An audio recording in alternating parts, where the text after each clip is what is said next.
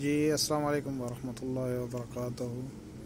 جی یہ مسجد قباء، یہ اسلام کی سب سے پہلی مسجد مدینہ شریف میں ہے،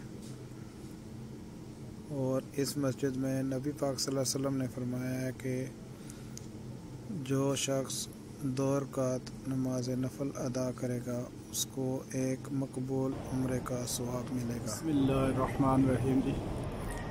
مسجد قباء